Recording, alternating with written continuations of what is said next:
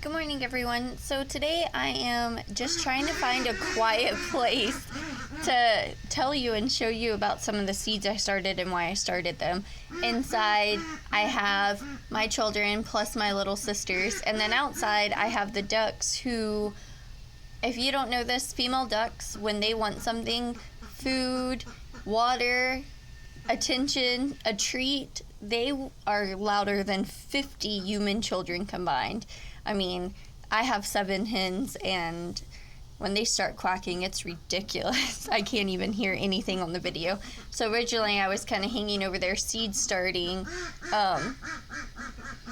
near my seed trays, but there's no way that I can record it right up against their coop, and they are the loudest creatures I've ever met. It was so funny because originally I got ducks because they were quiet, and I don't know what happened. I guess breeding season hit, and I realized really quick that is definitely not the case when these hens all get to quacking at the same time. But I'm gonna go ahead and show you. So the last couple weeks I've really been feeling this urgency to grow a lot of food. My goal is to grow a lot of our greens over winter, and right now I'm kind of hanging out in the kids' playhouse, and this is where I made that composting fence, and I'll kind of go over that more in another video and give an update on it because there's quite a bit to talk about. But this is just kind of where it's at right now in its unfinished state of glory, and in front of it is two of my beds. You can't really see it because the muscadine vine is starting to grow along these compost fence, and that was the whole point of it, for it to be able to grow more food while being able to compost at the same time. And where these muscadines are growing is our blackberry beds. There are 2 of them. They are 16 feet long and 4 foot wide, and then I have just the old fencing for my duck coop before I did a wooden trellis and fence for them, just right down the center of it. So you can kind of see right here where it's right down the center of one of them. Now this one's not as filled out, and then underneath it I have a lot of space. So what I'm doing is kind of planting a lot in between spaces anywhere. So things aren't really going to look like they make a ton of sense because where in the past I've kind of plugged in everything in one area, now I'm plugging in anything I can wherever I can, because it's still way too hot for me to start lettuce, in my opinion. Especially with the way that I start lettuce, the seeds would dry out. I tend to grow them very close together, sprinkling the seeds on top of the dirt. And so if I do that right now, with it being 85 degrees outside plus, the seeds are going to fry. They're going to dry out before they even have a chance to do anything. So I'm going to wait a couple more weeks before I sow any of the seeds, as far as lettuce and kales and things of that nature, because I like to direct seed those things. And then once I do direct seed those, I'll have lettuce and kale all the way through December, and kale I'll have until April or May, when it just gets so hot that the aphids and cabbage worms and all of that just start to really take over it and attack it. Then it's just not worth it because the pest pressure gets to the plants before I have a chance to really harvest it good. But what I did harvest is what I did plant are all of these beans. I had so many bean packets that I started giving them away, and then I decided, well, I have at least 4, and I know I have more somewhere else. These had a minimum of 40 to 50 seeds in each one. I can tell you that there are a lot more than that, but at the very least, you're talking about 160 seeds just between 4 packets. That's gonna produce a lot of green beans. And the really cool thing about these beans is that they're all bush beans, so I don't need a trellis for any of them. I literally just went through and sowed them wherever I could. Now on the back, a lot of these say sow them 1 inch deep and 4 inches apart, so that's really about how wide the seed is about an inch or just over. So it's really easy, just kind of sow the seed kind of how wide it is. And then the planting space is 4 inches apart, and it doesn't say anything for rows, but I'm not worried about planting them more than 4 inches apart in either direction. I'm not going to do any intense rows or anything of that nature.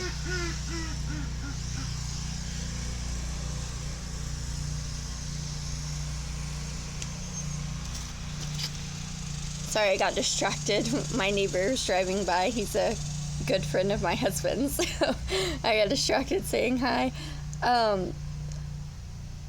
So these are the red swan bush bean. I've never grown them. I actually, just by chance, I think I was watching Roots and Refuge Farm, and she had grown some, so I actually got to see what they had looked like, kind of rewatching some of her older videos. And I may be mistaken. It may be a different gardener. I watch a ton of gardening YouTube videos, but I'm 98% sure that that what it is. And they were such a pretty colored bean that I'm like extremely excited to plant them now. So I can't wait to see what they look like, and especially how they taste. I'll probably save some of the seeds from them, but really I just want to get seeds out as quickly as possible. And so hopefully more seeds become available at different seed companies. That way I can really buy in bulk more beans, because this is quickly becoming one of my favorite things to can, one of my favorite things to eat fresh.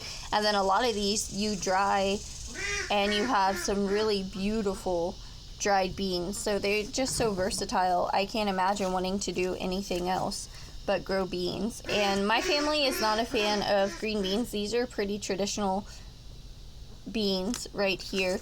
They're the Blue Lake Bush 274 beans. So these produce a large amount of beans. I mean, a massive amount. I grew them earlier in the spring and last year, and I was just really impressed with the amount of beans I had. And then I even grew them in fall last year, and I had beans coming up through December, and I actually posted a video showing the beans flowering, and I just couldn't believe it. So I'm really impressed with these beans. I know if you just want a lot of food fast, this Blue Lake Bush bean, that is the way to go. I highly recommend it.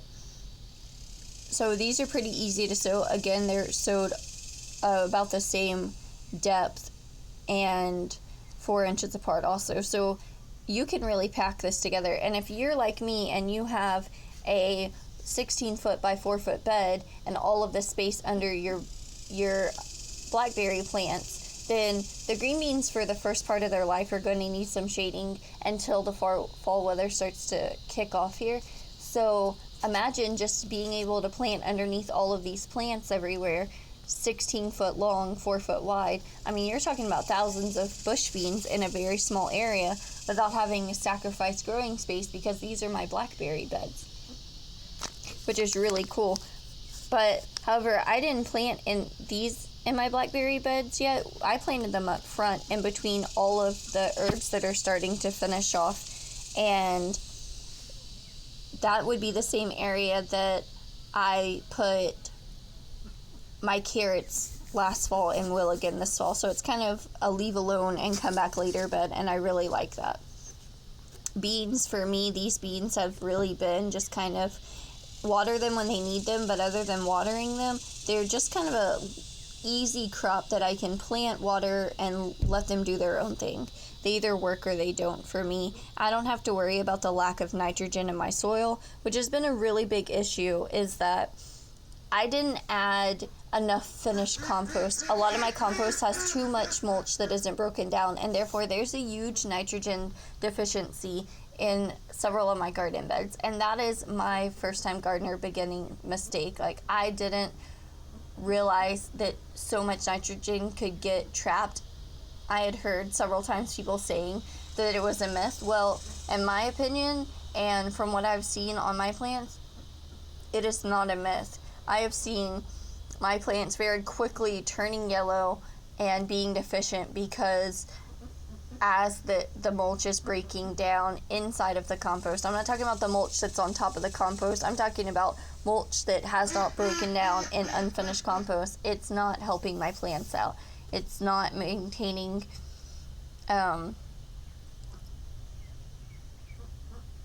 soil health at all.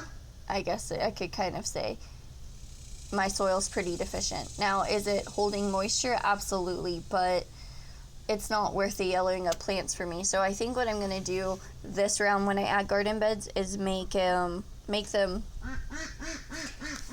use maybe compost that's a little more finished and doesn't have mulch in it as much, and then maybe just put my mushroom compost on top of that as a start, or even buy a load of mushroom compost and let it fully break down more, because although it's full of nutrients, they're not accessible to my plants quite yet, and it's just causing more and more deficiencies. Now, I do have calcium nitrate, but it's very synthetic, and I've worked really hard over the last 2 years to start to get my soil beds where I'm not using any kind of synthetics on it, and just healthy soil. And while I'm not 100% against certain synthetic fertilizers, I think that if that's what you have to grow food, that's absolutely what you should use if that's what works for you, because you have to start somewhere. It's very hard to just pick up everything about natural gardening, and quite frankly can get expensive, buying worms and their castings, buying the right fertilizers, buying the right bacteria to put in your soil, buying the right compost, buying the right fungi. It gets expensive. So if all you can afford is to get calcium nitrate from the store, get calcium nitrate. Get what you can and grow your own food and work towards your goals that you eventually want to have. I didn't start off growing this way in a permaculture style garden. It just kind of happened over time, and really it didn't even happen just because I love permaculture style gardening. That developed later. It happened because I was growing these plants and I discovered I had so much space left underneath them, and wanted to find out if I could grow plants in this space around them, and turns out I can. And so that's what turned me on to permaculture gardening, and the rest of it, learning about how everything interacts together, that came later, if I'm being perfectly honest. It really did. So this is our dragon tongue bean, and I did plant these too, and I'm most excited for these. They really remind me of rattlesnake snap beans, which are one of my favorite. Rattlesnake beans are my favorite bean of all time, and I have not been able to find seeds. So if anyone knows where I can get those seeds, please comment and let me know, because I will gladly buy as many packets as I can of those. I have 2 packets that I saved that are now going to be my seed stock. I saved them from plants that I grew, and it's not a ton of seeds, so I'm really waiting for the ideal conditions to plant those, because the last thing I need is for my seeds to go, I plant those in the ground and then they start to grow and then they just die off and I can't get my favorite beans anymore. That would really break my heart. So I'm excited for this one, the dragon tongue. I'm not sure if it'll be a replacement for my rattlesnake snap beans, but if it comes anything close, I'm really glad for that. So these are the same planting. All of these beans have pretty much the same. These I'm pretty excited to see. And this one's a little, no, it doesn't say how many days. This one does. I know one of these tolerates soaking seeds overnight, pick frequently, prolonged harvest. So this one right here, the red swan bush bean, it says it's a red, not purple, pods, very early bush plants, tolerates cool soil and weather. So I'm really looking forward to that, because that means even as the temperatures begin to cool off and the cold comes, they're going to produce a little bit longer than everything else. But from what I understand, bush beans are pretty much determinate style beans, so they're only going to produce a certain number of beans anyways. The only thing that's really going to help out is that we're not going to get, if we get an early frost, all the flowers are not just going to I wouldn't say early frost, but early cool front, they're not going to just fall off and hit the ground. They're going to be able to handle it a little better than, say, a bean like the rattlesnake snap bean, which thrives in warm weather. Once it dips between too low of weather, from my experience of growing them, the flowers just fall off and I'm not going to get any more beans. And the fourth bean that I went ahead and planted was this Thai soldier bean. This is a long bean, and I'm super excited for that because I've never grown a long bean before, ever. And I see so much about long beans and I see how productive they are. So I really want to try one, but I don't have a lot of trellising space right this second. That is in the works, to add more space and to really convert my yard into a huge growing space. But that takes time and it takes money, and neither of them I really have right now. And so because I want to be efficient but not go overboard and put myself in a hole to garden, I've really focused on something I can do, which is plant determinate beans or bush style beans. That way I'm not having to build new trellises and spaces just for my beans right now. And another thing is that because my soil is nutrient deficient as far as nitrogen, because it's so locked up breaking down all of the mulch and compost, that these fix their own nitrogen, and so they're going to be able to grow in the soil regardless. And then when they're done growing, I'm going to cut them down, leave the roots in the soil, and I can either compost the beans to make future soil, which will take a good amount of time, or I can just throw the beans down on a garden bed and use them as mulch and allow them to break down naturally. And if they do not have any disease, that's what I'm going to do. Allow them to break down in a garden bed naturally over winter before I plant again in spring. So that's kind of what my goal is. So these are, it says tolerates extreme heat, humidity. So that's pretty exciting. It says trellis vining types, but this is not a vining type. These pods are going to get 12 to 18 inches long, which is just mind-blowing to me. I see the vining ones where people have them on trellises and they're all hanging down, and they're massive beans. These are more like your stir-fry beans. So I'm really looking forward to that. We really like stir-fries. I also think they'd be really good in wraps. So I'm just beyond excited for this. I grew a lot of root crops last year and a lot of daikon radishes, which I ended up mixing with my turnips and different types of smaller radishes, such as the cherry bell.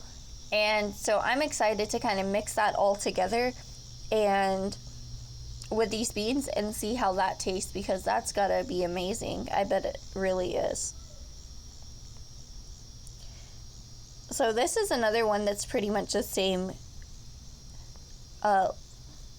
distance apart. I think one thing that I've noticed is that the ideal temperatures kind of fluctuate between the beans.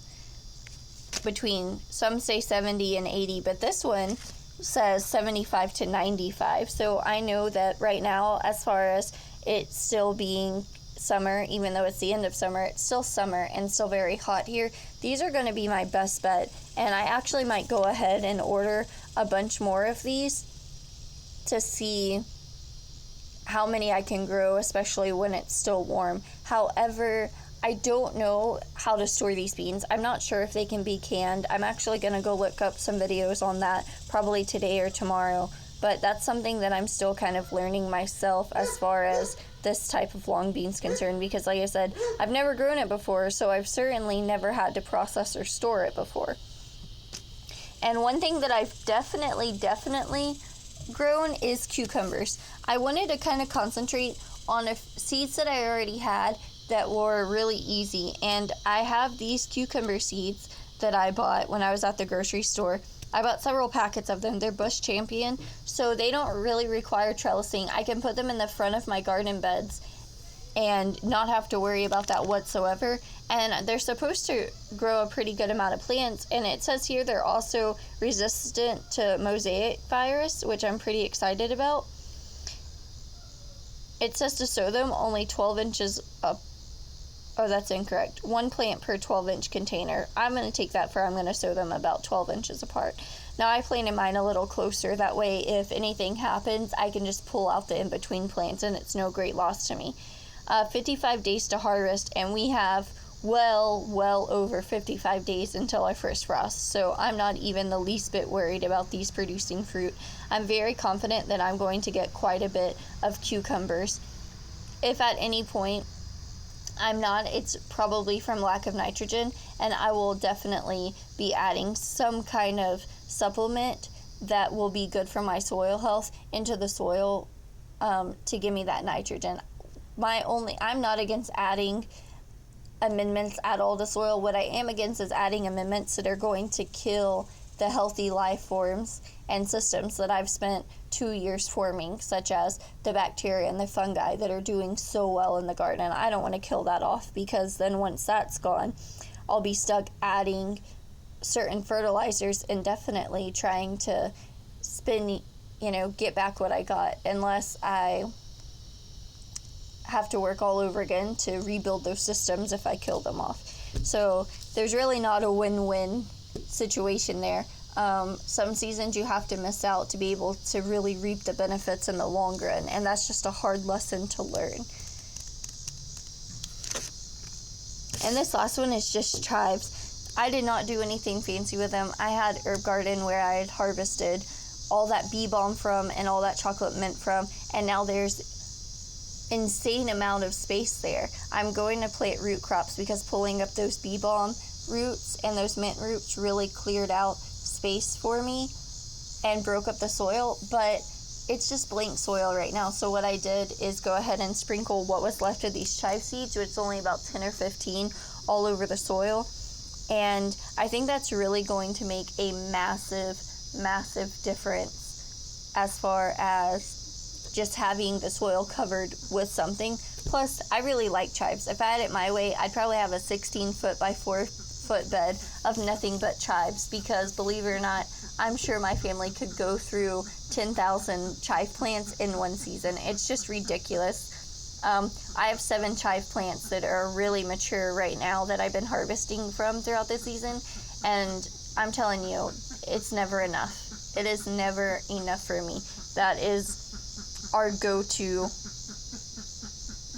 especially when we want something. Instead of adding a large onion, go add chives. It's so easy. It's great for tuna fish. It's great to just kind of give an extra crunch on top of salads or baked potato or anything that you can possibly imagine.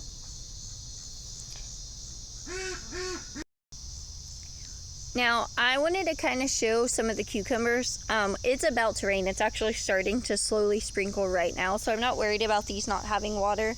It's going to rain nonstop for like the next 9 days or so at the very least. That's just as far as I looked on the forecast. And in case you're wondering why I'm not just facing in front of the camera and talking, it's because when I listen to a lot of videos, I don't always sit down, and I feel like I'm missing something if I'm in the kitchen listening to this on the TV play.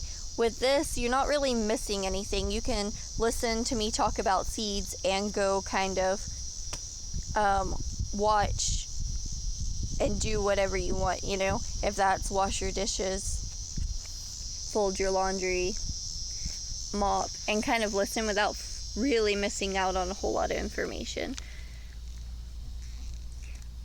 So these are the bush cucumbers right here. There are several of them popping up. These are kind of wilted, but I'm not going to water them in because, like I said, it's definitely going to rain soon. So they're popping up everywhere. And this is what I meant by there's a lot of unfinished compost. Once you get past the layer, there's just still too much mulch for it to do really well. Look, here's another one popping up right there. There are some weeds coming up. That's just a part of it. They're not nearly as bad as in-ground gardening. They're pretty easy to just pluck out, so I'm not worried. But you can see all of these cucumbers popping up throughout, and I'm really excited because they're just going to be able to do their thing. No big deal. Still have a marker from when I had squash in here. So I'm pretty excited for this. if the bushes start to get a little bit bigger than I thought they would, they can easily go over this garden bed into the walkway, which I'm going to end up cutting the walkway down and mulching it in so that it's similar to my front garden bed, where I don't have to worry about grass or weeds growing, and I can have plants just kind of growing, whether it's vining melons or cucumbers in the walkway. Now, of course, like I said, these are bush plants, but this is a pretty good example right here. The leaves a little yellow. I know that this is because it's nitrogen deficient. So I'm going to figure out what plan of action I want to use because, like I said, I have that bag of calcium nitrate in there, but it is a very synthetic fertilizer that I bought before I really started researching and heading in the direction I wanted to go. And I'm just not sure if that's something I want to do. Now, I'm a really big fan of Dr. Cracky and his method, and I really want to try that out. So I may save the calcium nitrates for any kind of hydroponic growing that I want to do and not use them in soil at all. I really don't know. And again, what I'm saying now may not even apply later on. You never know. I think when you're gardening, it's all about constant evolve. You just evolve your garden style over time. You evolve your thoughts. You evolve as a person. You know, when you're constantly stewarding the earth and everything around you, you don't stay the same. It changes the way that you think. Growing your own food does. I can guarantee that you won't stay the same. It's starting to get really hot out here, and I know the rain's coming, and everyone else is coming out and kind of starting to mow and weed eat, so it's getting loud here because I am in a very urban setting. I'm still considered a small town, but a small town compared to Houston is still a loud urban area. So I hope this helped everyone out. I know that there wasn't a ton of visuals here like there is in some of my videos where I just walk around showing you all the different plants and everything else, but I really just wanted to kind of put some information out because I know that there are a lot of gardeners right now in Southeast Texas that they have no idea what they're going to grow, and quite frankly, I'm one of them. I've been looking nonstop trying to figure out what I'm going to grow because we're in that weird season of it's not really cold, but it's not really hot either, so you start to feel limited whether you are or not. One more thing I will say before I go is I also went ahead and planted a ton of okra, Clemson spineless okra, in one of my raised beds because I've had success with that growing this time of year, and I'll do an update on that and probably drop it into the Clemson spineless playlist. I have a playlist just for Clemson spineless okra because that's something that I was so passionate about growing a lot of. So as those progress and get big enough and start to produce, I will definitely update it kind of on a weekly basis once they hit about a foot tall and I see them germinating, just to kind of say, hey, this is what's going on. And actually, look, here is another cucumber plant that my 7-year-old kind of sowed back here, so I'm curious to see how that one does in the full shade here. You have to remember, full shade here is not full shade like you would think in another state. Full shade here, it's under plants, but we get 14 plus hours of 100-degree weather, and it's basically full sun. So I'm gonna let you go before I keep going on and on about my plants, but I hope this helps somebody out, and I hope you all have a really great day.